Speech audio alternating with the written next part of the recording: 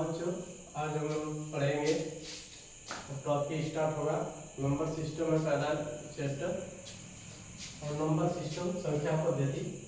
इसमें हम पहले जानेंगे डिजिट क्या होता है, अंक क्या होता है। तो डिजिट जो है 0 से लेकर के 9 तक होते हैं। टोटल 10 डिजिट होता है, 0 1 2 3 4 5 6 7 8 9 तक। ठीक है। अब आता है संख्या। संख्या जो होता है वो डिजिटों का समूह होता है। डिजिटों के समूह के निर्माण से ही क्या बनता है, संख्या बनता है। अब संख्या में 2 या 2 से अधिक लेकर के डिजिट को बनाया जाएगा, लेकिन स्टार्टिंग में जो दहाई का स्थान होता है वहां पर 0 नहीं रखते हैं। पहले 0 नहीं होगा, जब भी 0 रखा जाएगा तो बाद में रखा जाएगा। इसके बाद आता है वास्तविक मान या जाति मान या आंकित मान, इसको बोलते हैं फेस वैल्यू। फेस वैल्यू जो होता है वो अपने स्थान को ही इंडिकेट करता है। जैसे 357 है, 357 है में 7 का फेस वैल्यू जो होगा वह 7 ही होगा और 5 का प्लेस वैल्यू 5 ही होगा और 3 का प्लेस वैल्यू 3 ही होगा। लेकिन स्थानीय मान में अंतर आता है। वो क्या होता है कि इकाई, दहाई, सैकड़ा से काउंटिंग की जाती है। इकाई, दहाई और सैकड़े से इसके फिर आगे इधर बढ़ते जाते हैं। यहाँ पर जो होता है इकाई के स्थान पर होता है तो उसका मान वही वैल्यू होगा, लेकिन जैसे जैसे दहाई और सैकड़े के 5 चले जाएंगे 0 बढ़ता जाएगा। जैसे 357 में 5 का स्थानीय मान 50 हुआ है, इसी तरह 3 का स्थानीय मान 100 हो जाएगा। ठीक है, इस तरह से निकालते हैं। शून्य का प्लेस वैल्यू और शून्य का प्लेस वैल्यू हमेशा शून्य ही होता है, इसके अलावा कुछ नहीं होता है। एक अंक की संख्या, जैसे एक अंक की संख्या की बात की गई है, न कि डिजिट। एक अंक की संख्या की बात की गई है तो इसमें कुल 9 होते हैं, 0 को नहीं देते हैं। संख्या की बात करते हैं। संख्या डिजिट होता है, अंक में आता है, लेकिन ये संख्या में नहीं आता है 0। ठीक है। अब कुल संख्या हो जाएगा 9। सबसे छोटी संख्या होगी 1 और सबसे बड़ी संख्या होगी 9। ठीक है। शून्य अंक होता है, संख्या नहीं होता है। ठीक है। 1 से 100 तक की संख्याओं में कुल शून्यों की संख्या होती है 11। ये आपको याद रखने की जरूरत है। 1 से 100 तक की जितनी भी कुल संख्याएं होंगी टोटल 11 होगी। 1 से 100 तक की संख्याओं में कुल एक मतलब 1 जो होते हैं 21 होता है 1। ठीक है। और इसके अलावा जैसे 2 3 4 5 6 7 जितने भी आएंगे 8 9 वो सब 20 संख्या होती हैं। ठीक है, उसका नंबर 20 होते हैं। 1 से 100 तक की संख्याओं में कुल अंकों की संख्या 192 होती है। 1 से 100 तक की संख्याओं में कुल अंकों की अंक कितने होते हैं 1 से 100, तो टोटल होते हैं 192। ठीक है, ये चीज याद रखना आपको। अब लेखन का गुणन 3 पद्धति होती है। लेखन का 3 पद्धतियां होती हैं। पहला पद्धति है भारतीय पद्धति, दूसरा है अंग्रेजी पद्धति जिसको अंतरराष्ट्रीय पद्धति भी बोलते हैं, और तीसरा है रोमन पद्धति। जो भारतीय पद्धति होता है, भारतीय पद्धति, इसमें इंडियन सिस्टम जो होता है लिखने का अंकों को, उसमें संख्याओं को दाहिने से पहले 3 का बनाया जाएगा पहला जोड़ा, फिर इसके बाद 2 का बनाया जाता है। ठीक है। जैसे मान लीजिए कुछ अंक हम ले लेते हैं। ले लीजिए 22 0 551 और 932 मान लीजिए। तो 3 अंक के बाद तीन अंक के बाद फिर ये आ जाएगा। तो देखिए इकाई, दहाई, सैकड़ा, हजार, 10,000, लाख, 10 लाख, करोड़, इसको लिखेंगे 22 करोड़ 51,932। लेकिन यही यदि अंग्रेजी पद्धति लेंगे, अंग्रेजी पद्धति जब लेंगे, जैसे मान लीजिए 2 3 5 6 2 9 3, तो इसमें क्या करते हैं कि पहले में ए आएगा फिर ए आएगा। ठीक है। इसको जो है कि लिखा जाता है मिलियन में लिखा जाता है। तो होगा 23,56,293। ये मिलियन में काउंटिंग की जाती है। अब आता है रोमन पद्धति। रोमन पद्धति, इसमें संख्याओं को देखिए 1 5 10 50 100 1000 500 500 और 1000। तो इसको i से इंडिकेट करते हैं, इस तरह लिखते हैं इसको v और इसको x, इसको हो जाता है l और इसको c और इसको d और इसको m से इंडिकेट किया जाता है। अब किसी संख्या को लिखना है रोमन अंकों में, यदि इसके दो कंडीशन होते हैं, यदि बड़ी वाली संख्या पहले हो तो उन संख्याओं में जो दूसरे बाद वाली छोटी संख्या आती है उसको जोड़ देते हैं। जैसे मान लीजिए x i b है, तो a कितना है 10 हो गया, अब प्लस i b कितना होगा 4 होगा, ये 14 हो गया। जैसे c x i x है, तो देखिए c हो गया कितना हो जाएगा c 100 प्लस x का मान 10 और ये हो गया 9, टोटल जोड़ेंगे तो 119 हो जाएगा। इस तरह से लेते हैं।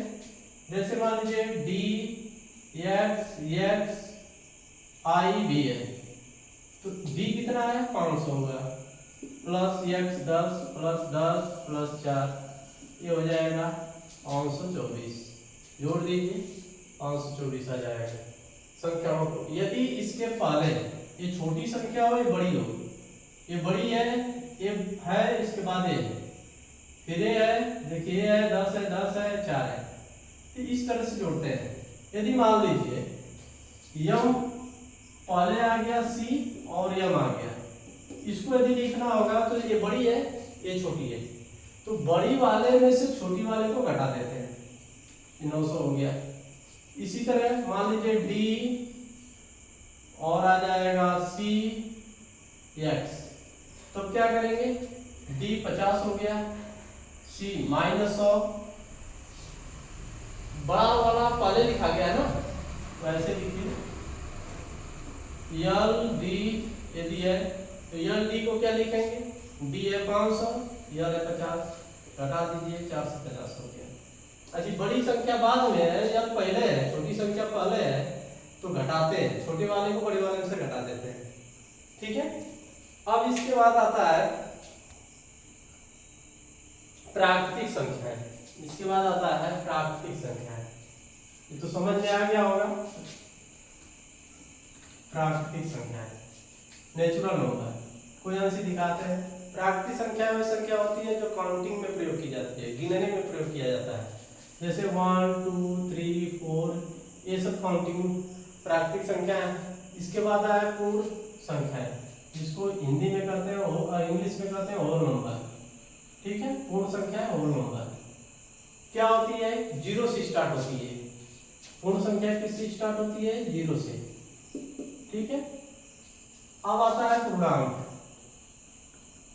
पूर्णांक, पूर्णांक का अर्थ ही है पूर्ण धनांक, जो अंक पूर्ण हो उसको कहेंगे पूर्णांक, ठीक है। पूर्णांक जो है कि 0 पॉजिटिव संख्या और नेगेटिव दोनों को लेकर के बनाया जाता है, -1 -2 -3, तो इस तरह से पूर्णांक होगा। पॉजिटिव धनात्मक संख्या है और ऋणात्मक संख्या है 0 को लेकर के, ठीक है। 0 न तो धनात्मक होता है, न धनात्मक है और न ही ऋणात्मक है। 0 न तो धनात्मक होता है न तो ऋणात्मक, 0 ना इधर पॉजिटिव ना नेगेटिव। सबसे छोटी जो है यदि नेगेटिव संख्या है, सबसे बड़ी तो -1 है, और सबसे छोटी जो है नेगेटिव ऋणात्मक संख्या है तो -∞, ठीक है। इसके बाद आते हैं, ये हो गया आपका पूर्णांक, ठीक है। अब आते हैं भाज्य संख्याएं। भाज्य संख्याएं किसे कहेंगे, कंपोजिट नंबर, कंपोजिट नंबर वे संख्याएं जो अब 1 और अपने के अलावा किसी और संख्या से कट जाए, जैसे 4 है, 6 है, 8 है, 10 है, 15 है, ये अपने के अलावा और 1 के अलावा, 4 और 1 के अलावा ये 2 से कटेगा, ये भी 6 और 3 के अलावा 2 और 3 से कटेगा, ठीक है। इसी तरह 8 है, मतलब ये अलग अलग संख्याओं से कट सके तो उसको कहा जाता है भाज्य संख्या है। अब अभाज्य संख्या है, अभाज्य संख्या है, प्राइम नंबर,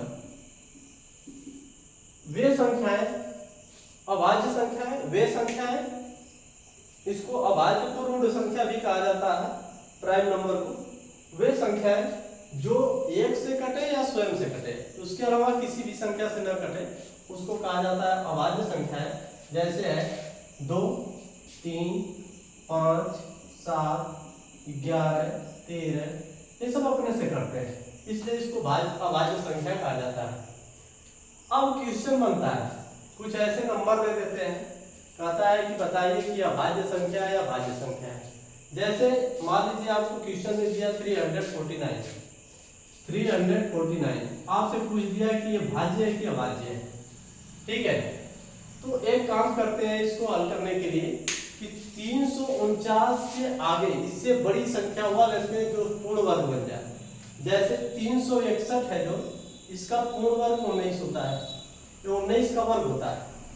तो 19 के नीचे जितने भी अभाज्य संख्या है, 19 के नीचे अभाज्य संख्या 2, 3, 5, 7, 11, 13, 17। अब इनसे इसको काट के देखेंगे, यदि ये कैंसिल हो जाएगा इनमें से किसी से भी तो ये भाज्य होगा, और नहीं कटेगा तो ये अभाज्य संख्या होगी। जैसे 2 से इसको काटिए, नहीं कटेगा क्योंकि 9 है लास्ट में। 3 से काटिए, A1 होगा, A1 बाहर जाएगा, A1 बचेगा, 19 होगा, नहीं कटेगा। 5 से भी नहीं कटेगा क्योंकि लास्ट में 9 है। 7 से भी काट लीजिए, नहीं कटेगा। 11 से भी काट लीजिए, नहीं कटेगा। 13 से भी, 17 से भी, ये किसी से नहीं कटेगा, इसलिए क्या है, अभाज्य संख्या है। क्या है, अभाज्य संख्या। यदि कट जाएगा किसी से भी तो भाज्य संख्या होगी, ठीक है। और शेष कल अगले टॉपिक में कल मिलेंगे, क्योंकि इस समय ट्रेनिंग चल रही है, थोड़ा सा दिक्कत है और वीडियो बनाने में टाइम लग रहा है, ठीक है। अगले वीडियो में मिलते हैं।